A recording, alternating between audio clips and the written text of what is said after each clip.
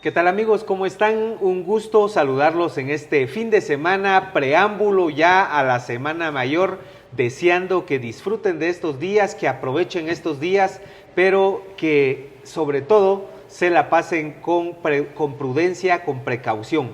Les quiero dar una cordial bienvenida. Hoy tengo a un buen amigo a quien había querido tener en una conversación por muchas razones, principalmente porque está en el ámbito de un pensamiento moderno. Cuando yo lo presento, siempre me refiero a que es el sacerdote católico moderno. Él es un párroco que actualmente está asignado a Concepción Chiquirichapa, Quetzaltenango, es profesor universitario, es columnista. De hecho, les quiero decir que fue el columnista más leído de La Voz de Xela en el 2021. Así que un gran gusto saludar y darle la cordial bienvenida al padre Orlando Ociel Pérez Gómez. Qué gusto de saludarlo, padre, bienvenido. Buenas noches, César, y gracias por la invitación que me ha hecho para poder platicar sobre diferentes temas. Yo siempre digo que el ser humano es evolutivo, está cambiando constantemente y nosotros pues tenemos que ir a la par de esos cambios que la misma sociedad pues nos está dando. Entonces aquí estamos y yo espero que pues las ideas que compartamos aquí pues les sirvan a nuestros oyentes y a los que nos están viendo en las redes sociales. Gracias. Bueno, amigos, los que seguramente conocen al padre Orlando, como es ampliamente conocido en las redes sociales, como columnista, saben que es profesor universitario, pero es profesional de la psicología, es además licenciado en psicología, en fin, es un profesional en diferentes ámbitos, no solo en el ámbito religioso, pero yo le he pedido a él que también se presente a su manera. A mi manera. Bueno, yo nací en una aldea de la Libertad, Huehuetenango. La aldea se llama El Senegal, viene de Ciénega porque allí había mucha vegetación y mucha agua, ahora hay menos.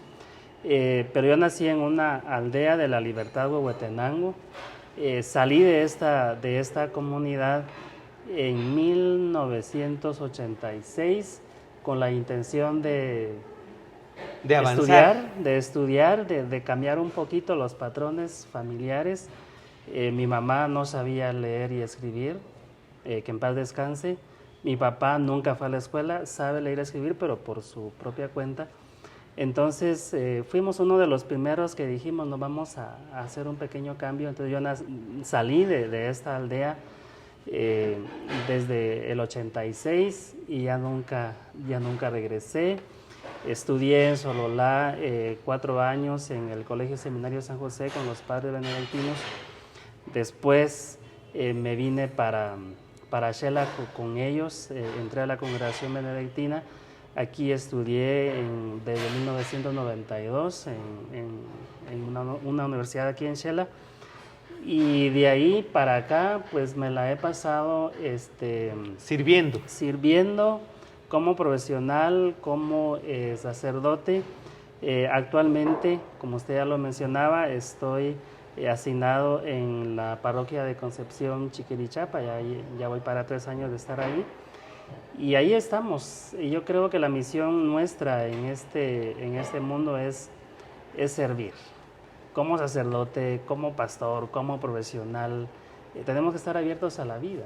Y el servicio es amplio, no únicamente para ciertos perfiles, sino que es un contexto muy amplio. Servir, de hecho, la frase de que el que sirve, sirve y el que no sirve, no sirve.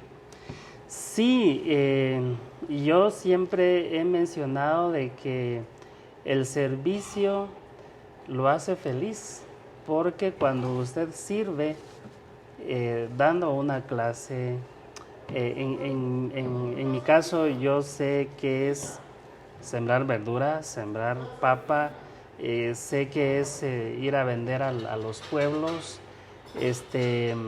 incluso en mi caso, yo cuando salí de mi comunidad rural, fui vendedor ambulante en las calles de Huehuetenango vendiendo chupetitos, los hacía mi cuñada y mandaron a hacer una tablita con muchos hoyitos y ahí los poníamos y vendiendo. Que actualmente hay todavía de exactamente, estos. Y luego vendí otro tipo de productos en la calle y, o sea, yo he pasado por diferentes ámbitos, espacios en la vida y yo, porque mi meta en el futuro era pues servir, o sea, servir de algo y dejar una huella positiva en la sociedad, y creo que para dejar una huella indeleble, buena, bonita en este mundo, pues todas esas experiencias, muchas de pobreza, si usted quiere, pues le sirven a uno.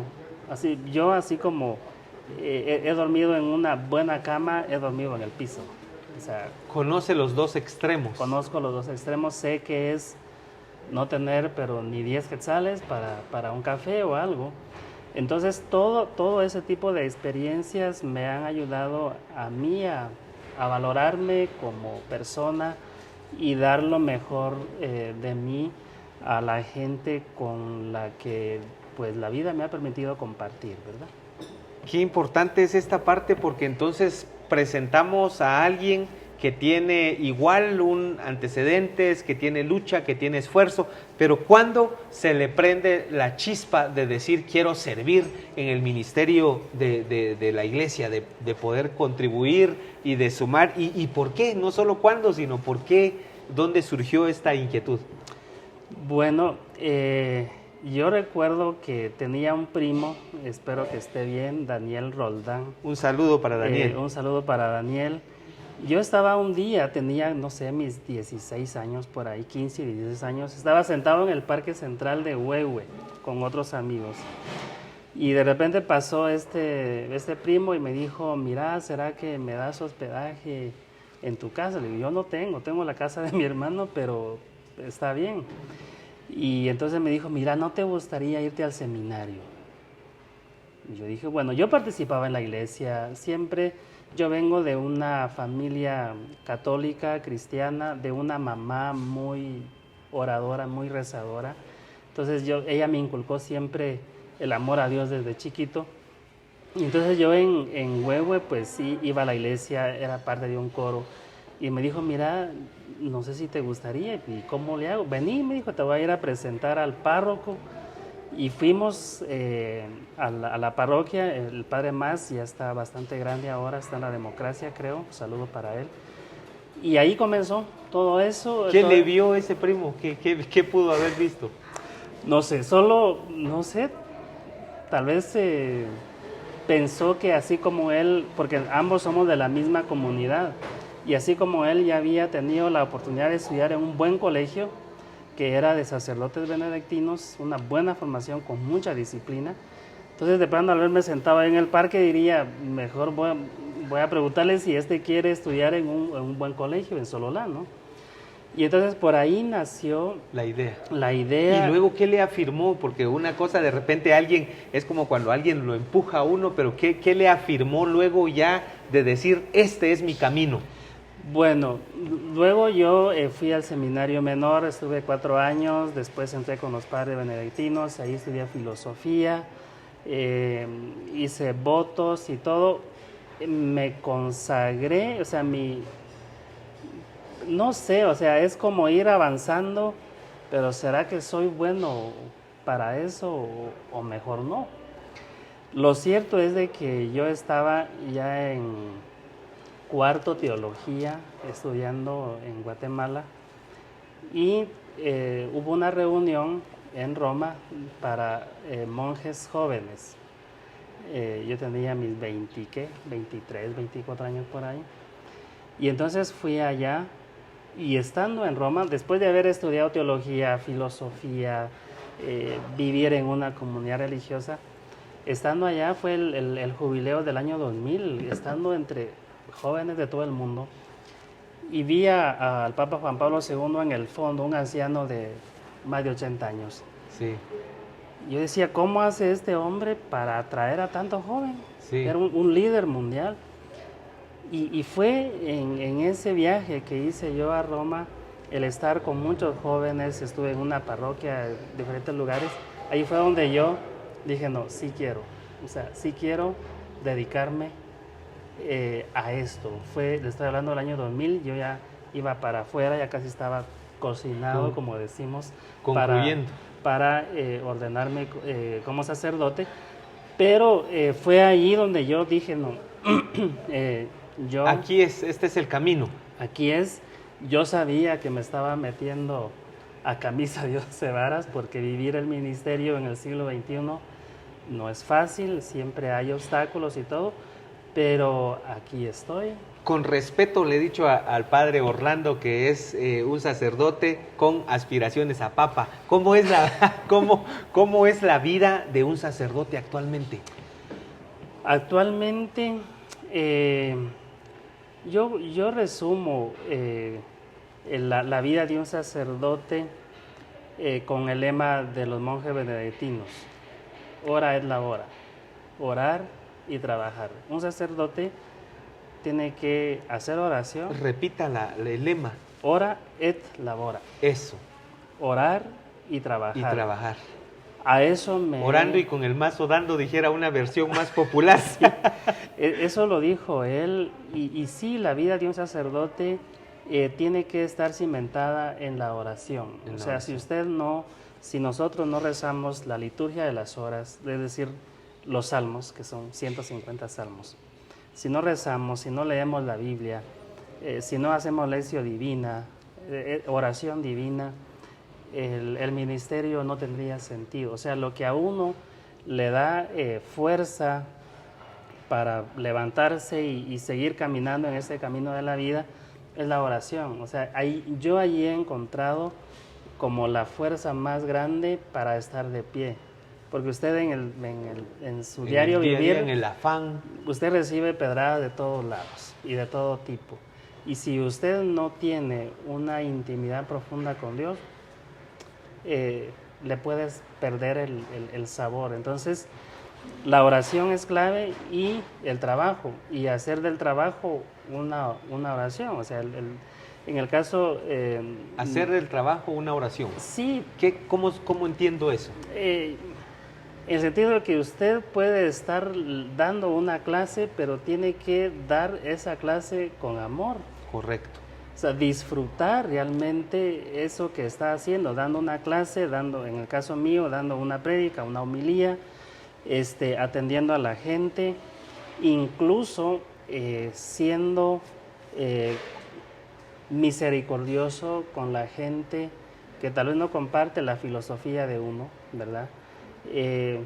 Para mí, o sea, todas esas actividades es trabajo. A veces, en el caso mío, celebro hasta los domingos, por ejemplo, 5 misas. 5 misas. 5 misas. Que finalmente viene siendo, es una labor, es un don, pero viene siendo un trabajo. Es un trabajo. Cumplir con cinco prédicas, 5 homilías. Exactamente. Pero me contaba usted además que es diario, ¿verdad? Es diario poder desarrollar esta agenda. Sí, la Eucaristía es el alma de un sacerdote. Para mí la Eucaristía es esa intimidad profunda con Cristo, y entonces cuando uno celebra una misa, obviamente la celebra por toda la gente, y en mi caso, excepto los lunes,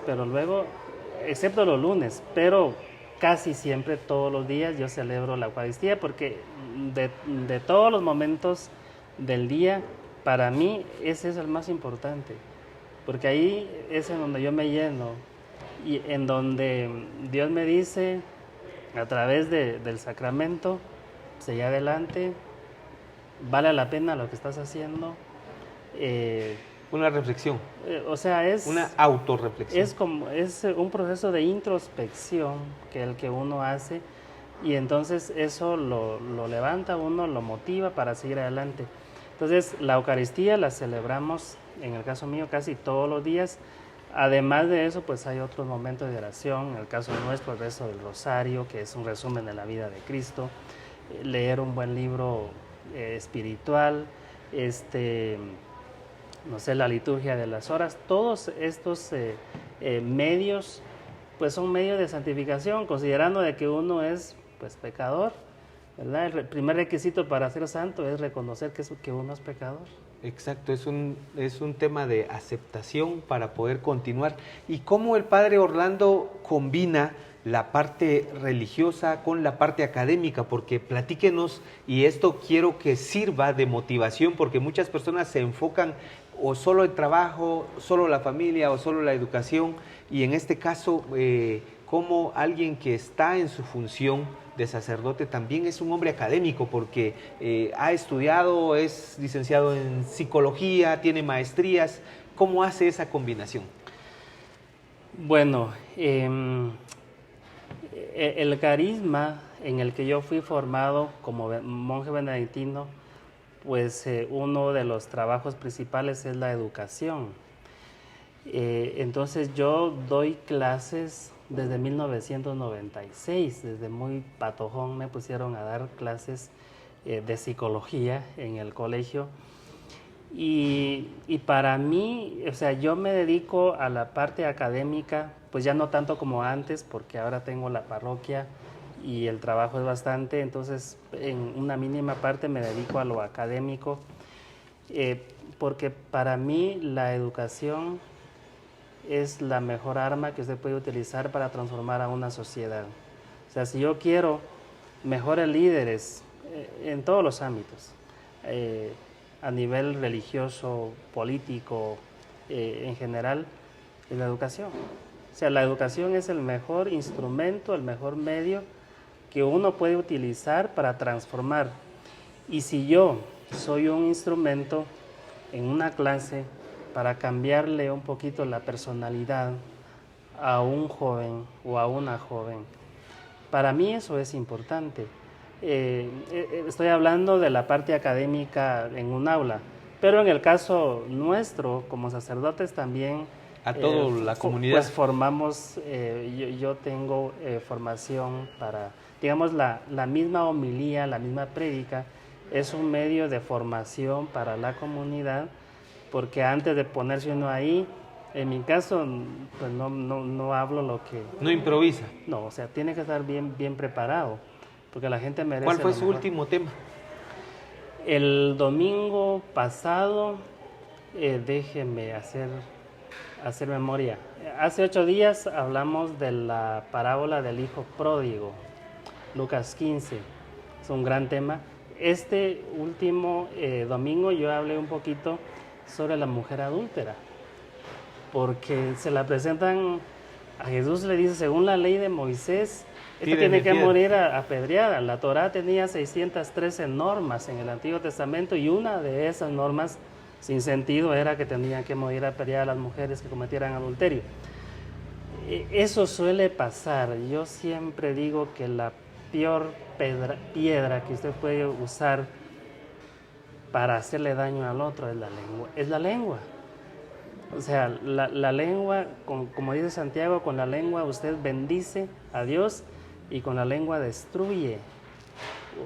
O sea, nos destruimos a nosotros mismos.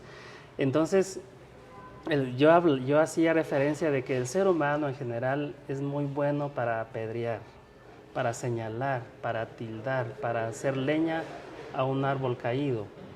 Pero cuando ya nos toca a nosotros, como que no mucho nos gusta. Entonces la reflexión de este último tema era de que así como Dios le dijo a la mujer, ¿dónde están los que te estaban acusando? Se han ido. Y se han ido. Entonces Jesús le dice, bueno, vete pero no vuelvas. Yo tampoco te condeno. Vete y no vuelvas a pecar. Yo creo que la humanidad, que esté lo más importante, ¿verdad? La humanidad está perdiendo eso.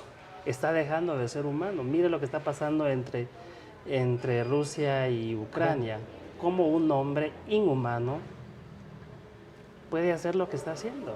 O sea, realmente si el mundo, si nosotros los hombres y mujeres fuéramos más misericordiosos con aquel que la vida me pone en mis manos, el mundo sería distinto. Pero somos muy crueles, muy duros a veces. Entonces, esa fue mi última reflexión del fin de semana. Y hablando de sus reflexiones, ¿cuáles son esos principales problemas que hoy ve en la sociedad y que cómo podríamos nosotros ayudarnos y cómo podríamos resolver y contribuir en estas situaciones actuales que vive nuestra sociedad. Por ejemplo, el tema de valores. Bueno, desde un punto de vista filosófico, a veces la gente dice es que hay crisis de valores. No, los valores siempre están ahí, no están en crisis. Los que estamos en crisis somos nosotros, porque muchas veces no nos conducimos en la vida con valores. Los valores están ahí, pero somos nosotros los seres humanos, los que tenemos que humanizarnos, porque humanizarnos, yo pienso que si Dios ¿Estamos deshumanizados? Estamos deshumanizados, o sea, mire, hace poco ustedes publicaban, creo yo, en el periódico La Voz de Shela, el caso de un niño recién nacido, creo que apareció en la calle. O sea, pero ni un animal hace eso con sus hijos. Hay casos de eso, o sea, hay gente que le hace daño al otro, que digamos, que dejan tirado a un niño en la calle, en el basurero, o las guerras que hay en el mundo, o la corrupción, que nuestro país está entre los más corruptos de América Latina.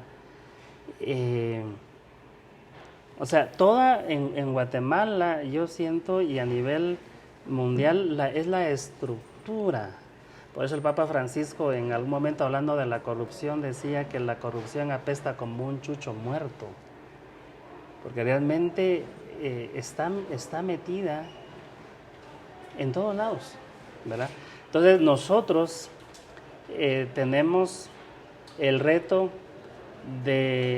porque no es fácil vivir con valores, el mal pues nos ataca por todos lados, ¿no?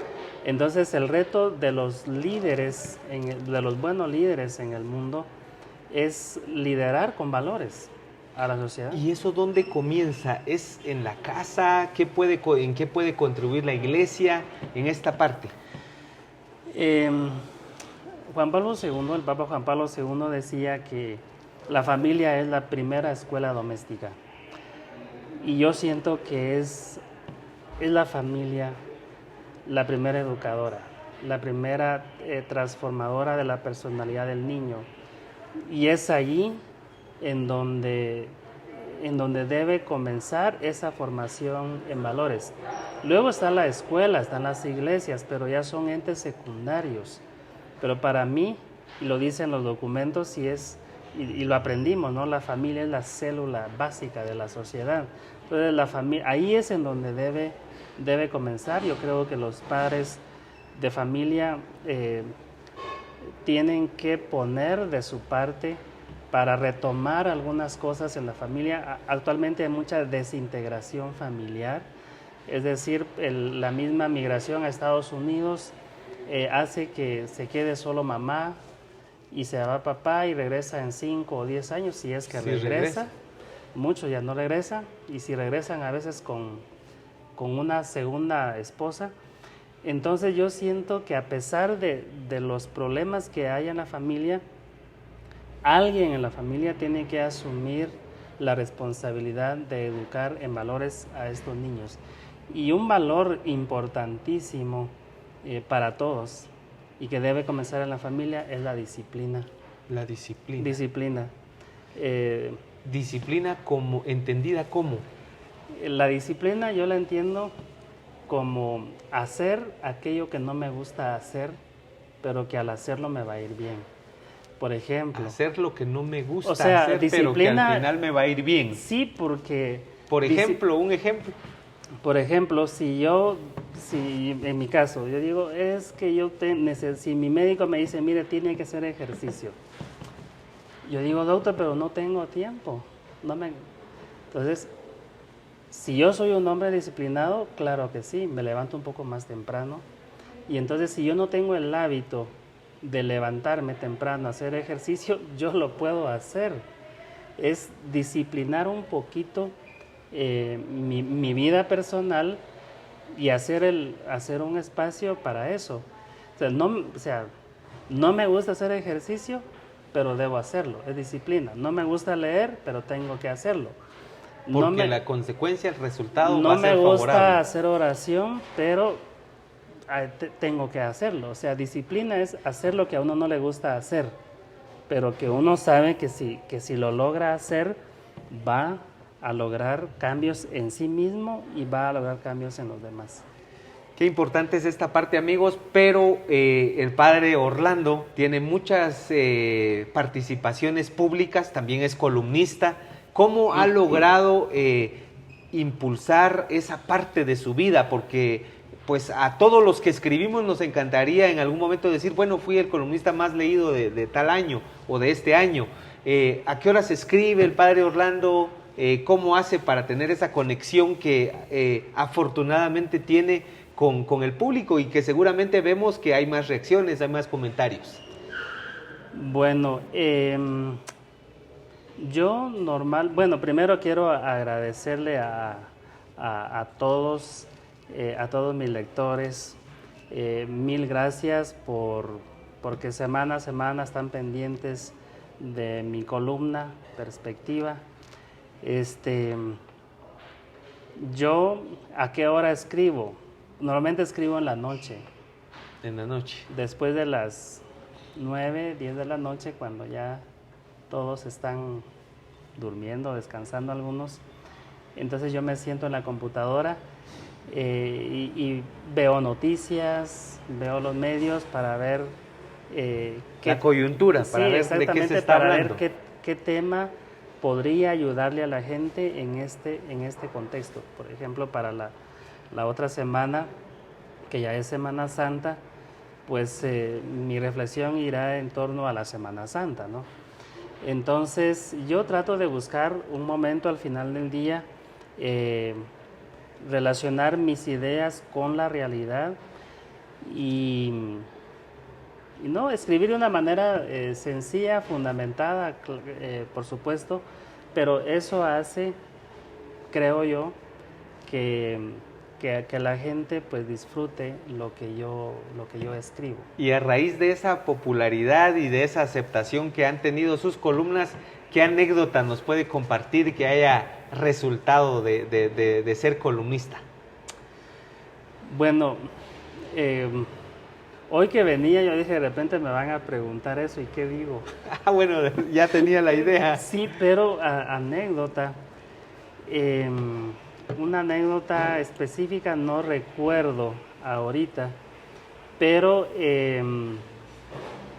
tal vez no es tanto anécdota, sino más una satisfacción el hecho de a veces recibir algunos comentarios a mi número de teléfono o en alguna de mis redes sociales, en donde la gente me dice, mire, gracias porque eso que escribió como que me lo hubiera dicho a mí. O sea, como que eso que yo escribí... Como anillo al dedo. Exactamente.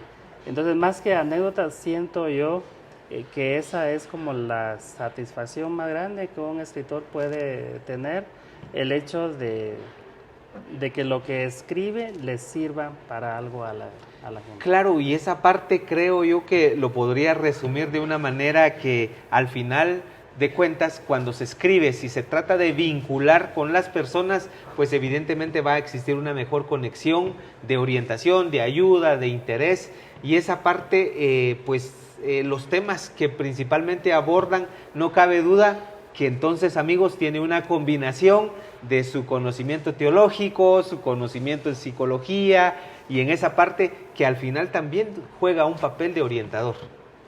Sí, yo siento que es toda la diversidad de temas que uno va abordando, pues es una manera de guiar, de orientar, de estar cerca, de iluminar, diría yo, a muchas personas que, como uno, tienen problemas, tienen dificultades. El ser humano siempre pasa por noches oscuras, en palabras de San Juan de la Cruz, un artículo, una frase o algo puede iluminar la vida de uno. Y cuando estamos de repente en una noche oscura, cuando estamos en una situación que aparentemente es sin salida, ¿qué le diría usted a alguien que pues esté pasando una situación de estas? Pues yo considero que noches oscuras, pues no solamente hay una, sino hay varias noches oscuras. ¿Qué puedo decir yo a alguien que está pasando por esos momentos? Pues yo creo que lo primero que tenemos que hacer es tener paz interior, calma, serenidad, no alarmarnos, sino incluso tenemos que aprender a convivir, diría yo, con esas noches oscuras, no ver esa noche oscura como lo peor que me puede pasar en la vida, sino como una oportunidad que la vida me da, o a veces Dios me da, para estar ahí, aprender de esa situación, levantarme y seguir adelante. Desde mi experiencia de vida, cuando yo he pasado por esos momentos o esas noches oscuras, lo que hago es hacer silencio interior, exterior también, y decirle y hablar con Dios. San Agustín decía que hay que hablar con aquel que sabemos nos ama. Para él eso es orar, ¿no? Claro. Hablar con aquel que sabemos nos ama. Y hablar, decirle, bueno, tú me pediste este trabajo y al hacer ese trabajo está implicando esto, bueno, échame una mano. Exacto, y entonces requiere de esa fuerza, de ese valor y de esa conexión para poder salir de estas circunstancias. Platíquenos de una noche oscura en la vida del padre Orlando y de cómo salió de ese túnel. Bueno, pienso en este momento la muerte de mi mamá. A pesar de que yo viví por muchos años lejos de ella, pero pues la conexión estaba y hablábamos, tal vez no diario, pero una vez a la semana o algo. O sea, cuando usted pierde a un ser querido, es como que, a pesar de que yo estudié 4 años de teología, estudié una licenciatura en teología y filosofía y todo eso, ahí como que los estudios, bueno, incluso queda el ser humano incluso como ser humano. Ese día que murió mi mamá, yo tenía una misa de cuerpo presente. O sea, viendo la muerte de mi madre y luego ir a una misa y tener que motivarle a la gente, no, el sentido de la vida es la muerte y hay una vida eterna. Entonces, yo siempre digo de que cuando uno está en esas noches oscuras, hay una cualidad en uno, y eso yo le recomiendo a todos. Hay una cualidad que en esas noches oscuras a uno lo levanta y lo saca. ¿Cuál es? Para mí es el deseo de servir. O sea, el deseo de que yo, en palabra del profeta Jeremías, he sido elegido, consagrado para servirle a la gente, y que el hecho de que yo esté viviendo una noche oscura, tengo que vivir eso, porque no lo puedo evadir. Pero es una página de mi vida, y luego es ese deseo o por lo menos esa toma de conciencia de que yo he sido elegido para servirle a la gente, y que incluso esa experiencia de dolor y de sufrimiento me puede servir a mí, y de hecho me ha servido a mí, para decirle al otro, no, levántese. O sea, mire, yo hice esto para salir de eso, usted lo puede hacer. No es que uno no sienta la muerte de un ser querido, claro que sí, pero esas ganas de seguir adelante, de servirle a la gente, el amor por la vida, porque yo siempre digo que esta vida es efímera, es muy corta, y Platón decía que vivir es prepararse para morir. Entonces yo sé que un día va a llegar ese momento, y que esta vida, mientras yo la tenga, tengo que disfrutarla al máximo, incluso disfrutar esas noches oscuras. Claro, y en esa parte de poder entender cada vez más cosas, cada vez un conocimiento mayor, ¿cómo ve el padre Orlando la relación hoy? ¿Cómo ve el tema de las religiones hoy? Y aparte de ver cómo, Me encantaría que nos platique también la relación entre las distintas denominaciones. ¿Cómo ve esa situación actual y qué es lo más importante en medio de todo? Bueno, yo soy un sacerdote ecuménico. Ecumenismo es yo como sacerdote católico estoy abierto a escuchar. La religión no tiene que ser un medio de división, un instrumento de división. La religión como concepto es un puente para que el hombre se comunique con Dios. Y de hecho, por naturaleza, el hombre y la mujer, o sea, todos nacemos con la inclinación a un ser superior. Incluso si uno lee Popol Vuh, los mayas, ellos tenían sus propios dioses, ¿no? Entonces, por naturaleza nacemos con una tendencia a un ser. Para los musulmanes es Alá, pero a nosotros los cristianos es el Dios de Jesucristo. Entonces, yo creo que lo que las religiones tenemos que hacer, porque yo veo que hay muchas religiones, o le llamamos grupos separados, que se dedican mucho como a atacar, que esto, que lo otro. ¿Qué opina usted de eso? O sea, no, la religión no es para atacarnos, la religión es para encontrarnos con Dios. Entonces la religión para mí no debe ser un obstáculo de crecimiento espiritual o de crecimiento económico en todo sentido. Entonces yo siento que lo que le hace falta al mundo es ser más ecuménicos, estar abiertos a que el otro piensa distinto y que tiene su propia forma de alabar y de adorar a Dios. Yo tengo que respetar su modo. ¿Cómo se lleva usted con los evangélicos? Muy bien, de hecho tengo muy buenos, usted es mi gran amigo, tengo amigos pastores en la ciudad de Guatemala, cuando tenemos oportunidad nos juntamos, conviven aquí, de hecho tengo mis mejores, lo digo públicamente, por si me están viendo, mis mejores amigas en la universidad cuando estudié psicología eran evangélicas. Entonces yo no tengo ningún problema, yo no tengo ningún inconveniente para relacionarme, o sea, porque la religión no tiene que ser un obstáculo entre los seres humanos, sino que tiene que ser un medio de unidad, y ese fue el gran deseo de Cristo, ut unum sint, que todos sean uno, como en tú latín, y lo yo. dijo en latín. Sí. Como tú y yo somos uno. Y entonces, unidad. ¿Por qué ve usted que a veces hay choques así? Pareciera que fuera como los equipos de fútbol, ¿verdad? Esa pasión como también se refleja muchas veces en este ámbito espiritual. Yo creo que es inmadurez emocional. Ya que quien se pelea por el tema de religión es un inmaduro espiritual. Bueno, tal vez no es el término apropiado, pero yo siento que emocionalmente nos hace falta inteligencia emocional. Correcto. E inteligencia espiritual. Si yo tengo un buen porcentaje de inteligencia emocional e inteligencia espiritual, yo puedo hablar con un judío, con un musulmán,